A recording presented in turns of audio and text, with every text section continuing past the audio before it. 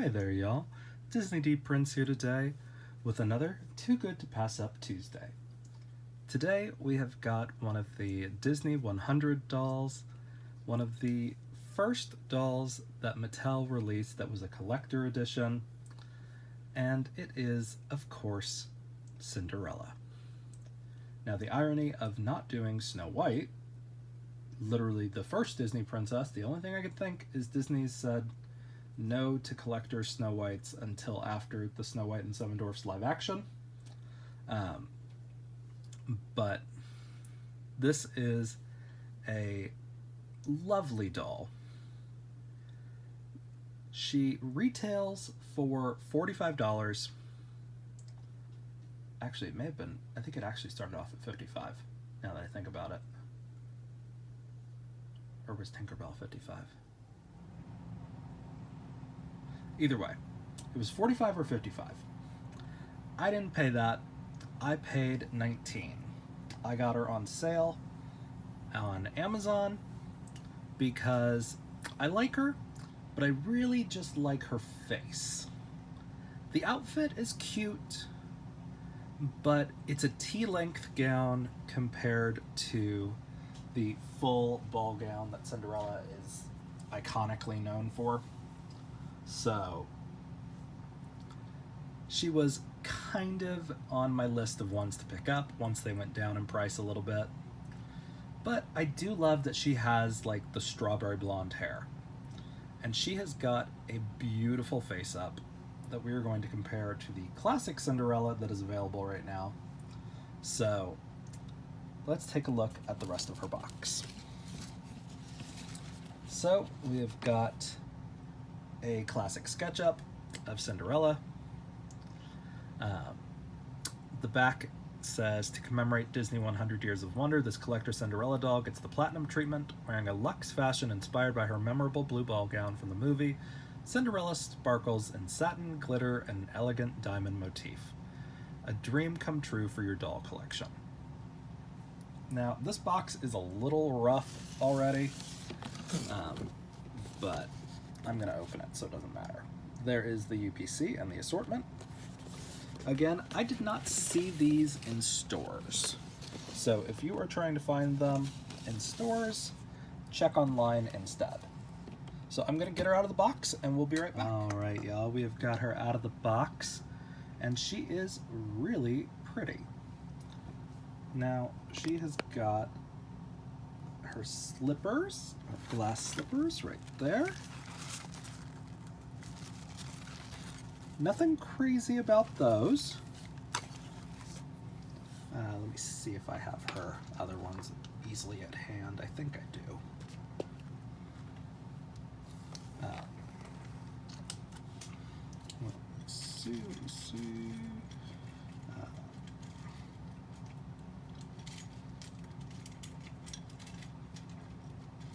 So on her previous ones, they made them blue, and they had little hearts on them. And we also got some more like detailed ones.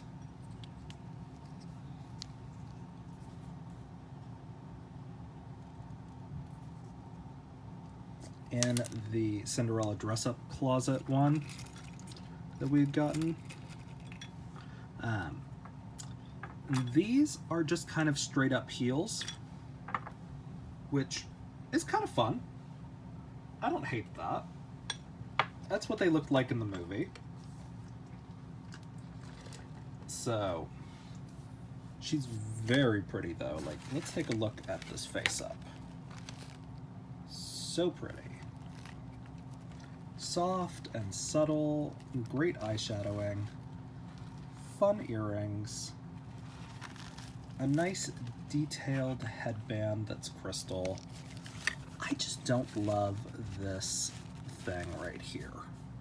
Like, honestly, I could get over the fact that the peplum doesn't go all the way around. It's got silver stars on the skirt, which is fine, and this peplum is more like a bow, really. And it needs needs to be poofed up just a little bit, I think. And it is undershot with silver. The irony of them not making this dress silver and actually being screen accurate hurts my soul. It was the perfect goal, the perfect point. There's a lot of glitter on this doll. I just looked down at my lap and there's a lot of glitter. But it's a gorgeous dress, really, except for the fact that they didn't center the peplum bow on the sides, so it just looks like something is missing from the back. Like, it's okay. But like, they could have done like a cape or something of this material to disguise that. I would have taken that. That would have been kind of fun. Even like a one-shoulder cape to where it was just like hanging off the back would have been cute. Because while this is inspired by her original dress, and they make it shorter so you can see the shoes, if they were going to do this gauze layer, they could have done it to where it was all the way down. They could have also hemmed the edges of the gauze, or the tulle. Actually, this is more gauze. But they could have hemmed the edges a little bit. They could have, you know, gathered it a little bit more, because the dress feels very flat. There is also a piece of cardboard that's in here that's kind of keeping the structure, and it is actually like attached to it. So I do want to see what it's like without this cardboard.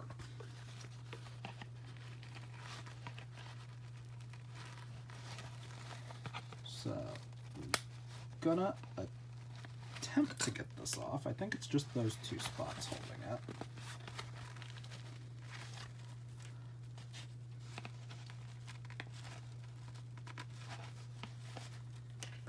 There might be more. Nope, I just can't get that spot separated.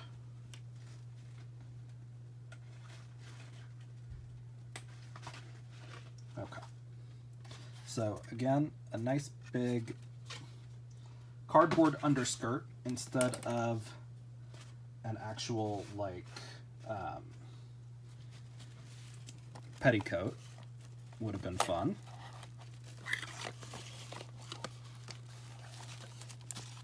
And now once you take that out, it does kind of pop back under to where it gets more of that bell shape, which is fine.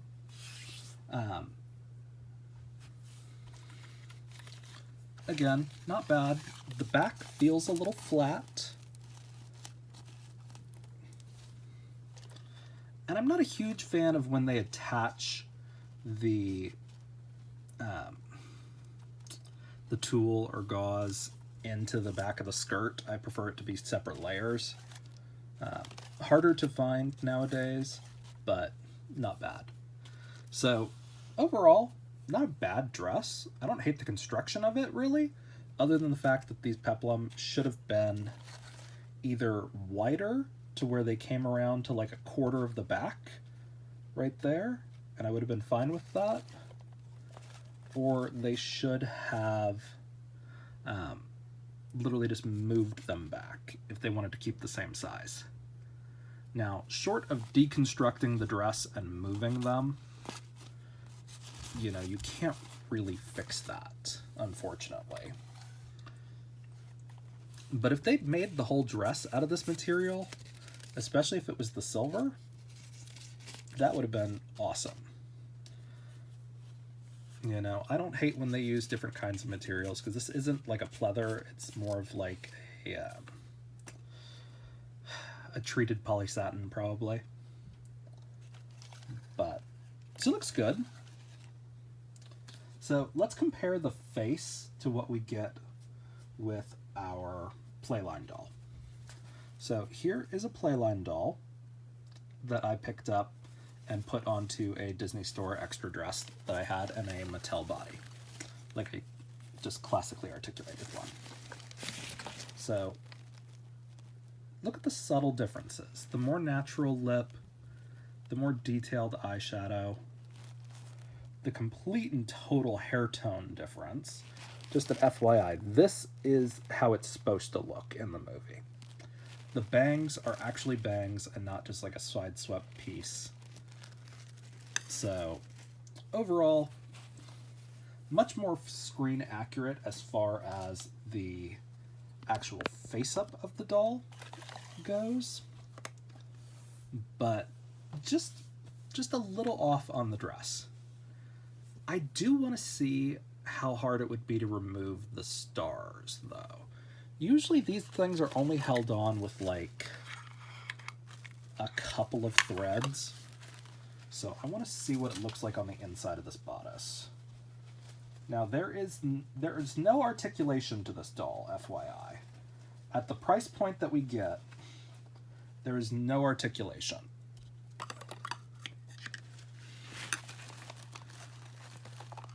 We've got articulated shoulders and hips that come out, kind of, and up. So this is essentially a playline body. Here is the dress. Let's see. Okay. Yep, looks like it's only attached at 2 spots. Whether or not those would be giant holes if I removed them, I don't know. But let's try, because I don't love that. And I got this doll for the head, not for the dress anyway.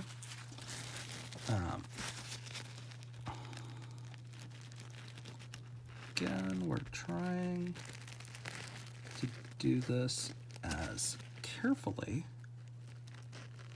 as possible. Usually I like to do it from the inside, but they sewed it on so tight that I'm a little worried about still poking through that fabric. So I'm going to try to go with the joint.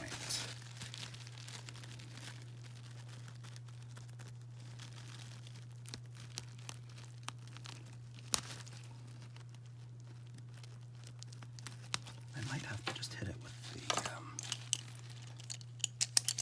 my straight razor.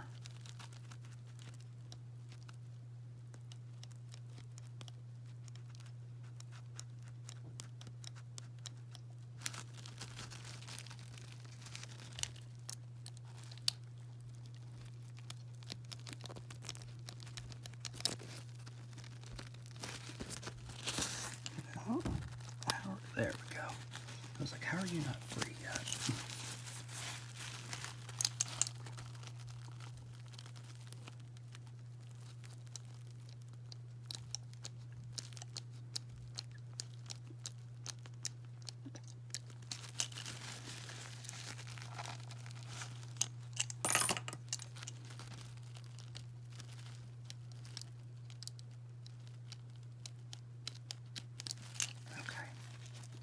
So, if we take that off, let me see what it's like once I take those threads through. Sometimes these leave giant holes that can't be rubbed across, and other times you can kind of restructure the fabric with the fibers if you just kind of rub your fingers over it.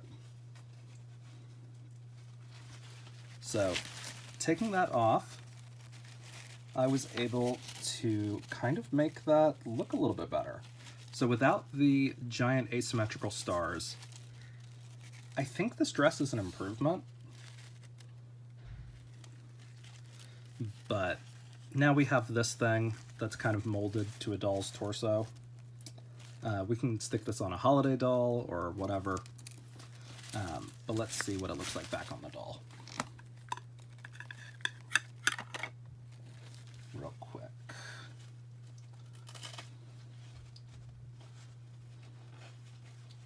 And again, these are on the new Disney princess bodies. So this dress really isn't gonna fit regular Barbies. It'll fit fine on petite, but not really on regular, like, original Barbie. which I think is a wasted opportunity. I don't know why they made a new body when they got it back. It's like they were used to Hasbro proportions or something. But it's not bad. Okay.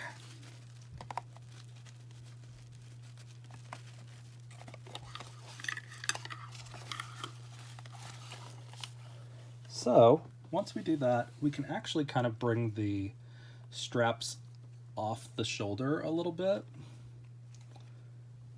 And I think that really improves the look of the dress. Just this was not it. Maybe if they had made it out of the same crystal material that they made all of her other accessories out of, it would be better, but the only silver this is pulling is the glitter, and it's just not glittery. Maybe if they had made it out of glitter clear plastic instead of like this metallic silver plastic, it would have been better. But as it was, I think this had to come off to make this dress somewhat salvageable.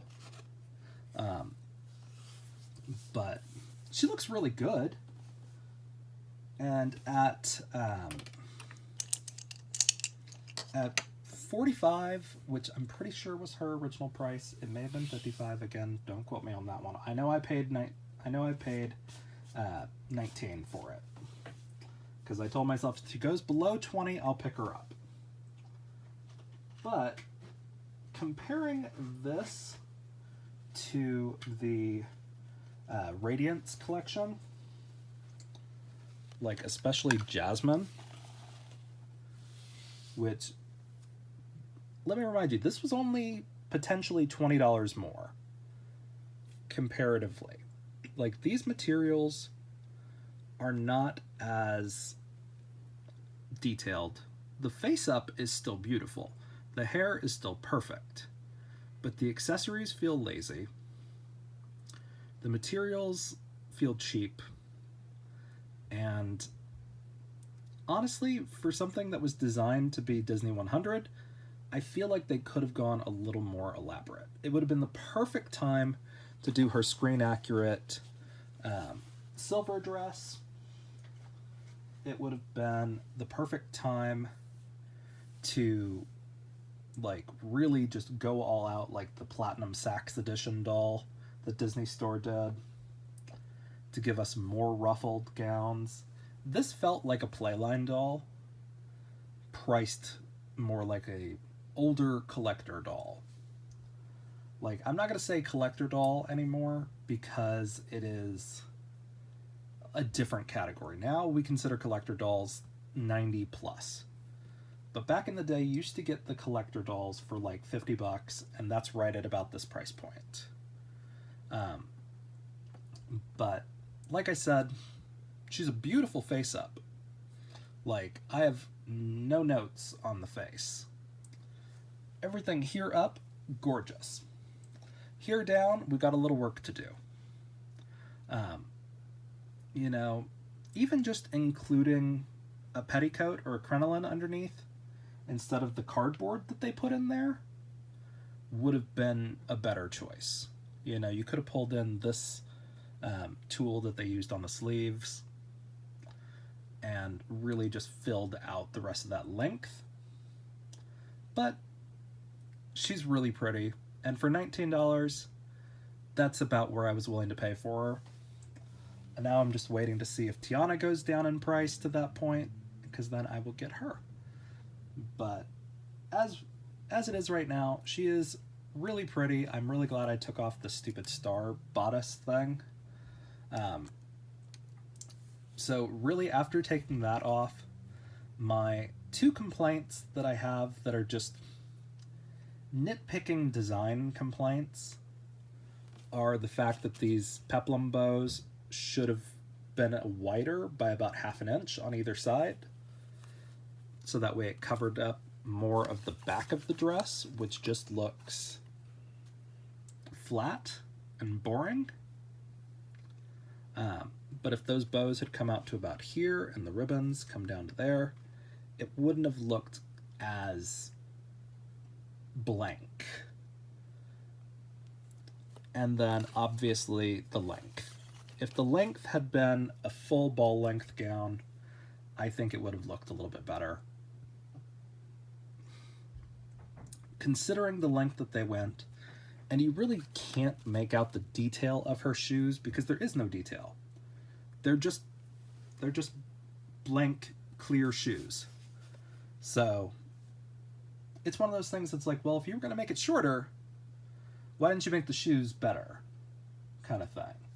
Like, I could see if they'd given us those super detailed ones that we got in the Cinderella dress-up pack, but as it is, it's all right. Let me show you to remind you guys what the Cinderella dress-up pack one looked like. So here was the skirt that we got with the Cinderella dress-up pack. Very cute.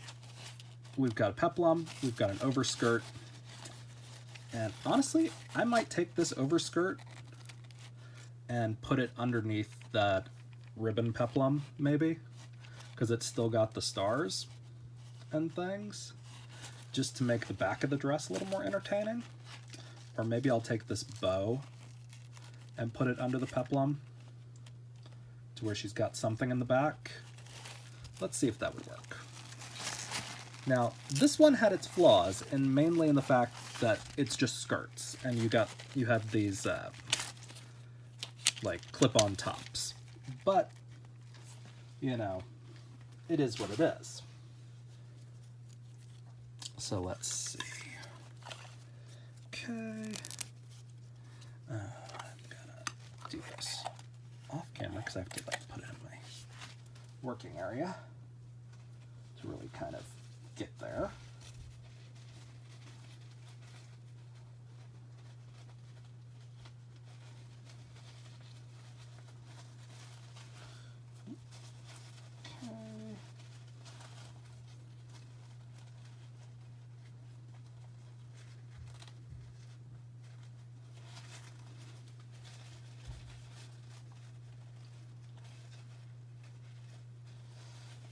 Okay.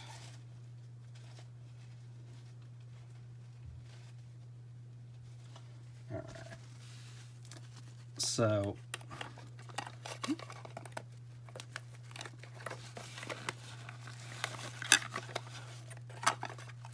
I don't love these between the leg ones, because I can never seem to get it on the first try. So as you can see, I put the little bow right there under the peplum. They do flip right up.